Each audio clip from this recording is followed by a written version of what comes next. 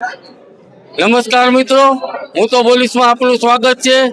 આજે અમરેલી શહેર ભાજપની અંદર અમે જ્યારે કાર્યાલયે પહોંચ્યા ત્યારે અમને એવું લાગ્યું કે અહીંયા કદાચ મેળો હોઈ શકે, પણ ભાજપની એટલી બધી લોકપ્રિયતા જોઈ હું પણ અવાચક બની ગયો અને અમરેલી શહેરની અંદર અમરેલી નગરપાલિકા વિસ્તારમાં લડવા માટે ઉમેદવારોની આજે લાઈનો લાગી છે અને દરેક સેવા કરવા માટે ઉત્સુક છે। ત્યારે આપણે અમરેલી જિલ્લા ભાજપના પ્રમુખ તેમજ મહામંત્રી રાજુભાઈ મેહુલભાઈ સાથે આપણી સાથે છે, તો આપણે એની સાથે વાતચીત કરીએ કે આજે આ જે શેષ લેવાની પ્રક્રિયા છે એ કેવી રીતે છે અને કેટલા સમય સુધી છે। નમસ્કાર રાજુભાઈ। આજે સમગ્ર ગુજરાતમાં ભારતીય જનતા પાર્ટી દ્વારા સ્થાનિક સ્વરાજ્યની ચૂંટણીના ઉમેદવારોની પસંદગી માટેની સેન્સ પ્રક્રિયા ચાલુ થઈ છે। તારીખ 2 અને 3 અમરેલી જિલ્લામાં 2 દિવસ સુધી આ પ્રક્રિયા ચાલવાની છે, જેમાં આજે અમરેલી વિધાનસભા અને લાઠી વિધાનસભાના કાર્યક્ષેત્રમાં જે મંડળો આવે છે એની પસંદગીની પ્રક્રિયા અમરેલી જિલ્લા ભારતીય જનતા પાર્ટી કાર્યાલય ખાતે ચાલુ છે।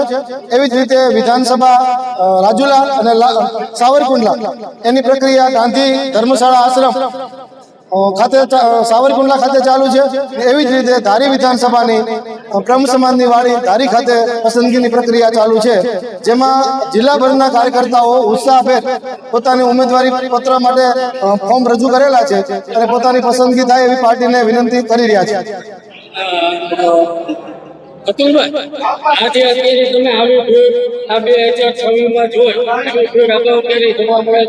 કાર્યકર્તાઓનો ખૂબ જ ઉત્સાહ છે અને કાર્યકર્તાઓએ સાથે સાથે સરકારે જે વિકાસના કામો કરેલા છે એના અનુલક્ષીને ખૂબ જ કાર્યકર્તામાં ઉત્સાહ છે અને વિકાસના થયેલા કામોના ઉપર લોકો ભારતીય જનતા પાર્ટી ઉપર ફરી વખત પૂરેપૂરો વિશ્વાસ વ્યક્ત કરીને ફરી વખત ભારતીય જનતા પાર્ટીને નગરપાલિકા, તાલુકા પંચાયત, જિલ્લા પંચાયત માટે પૂરેપૂરો અમને મેન્ડેટ આપીને વિજેતા બનાવશે।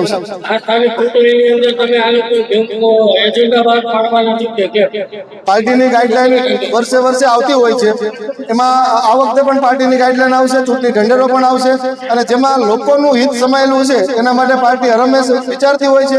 ગુજરાત સરકાર હોય કે કેન્દ્ર સરકાર હોય, એના માટે પ્રથમ પ્રાયોરિટી નાગરિકની સુવિધા રાખી છે। ત્યારે ભારતીય જનતા પાર્ટીએ કરેલા વિકાસના કામોને લોકો ફરી વખત સિક્કો મારી અને વિજેતા બનાવશે એવી અમને પૂરેપૂરી અપેક્ષા છે।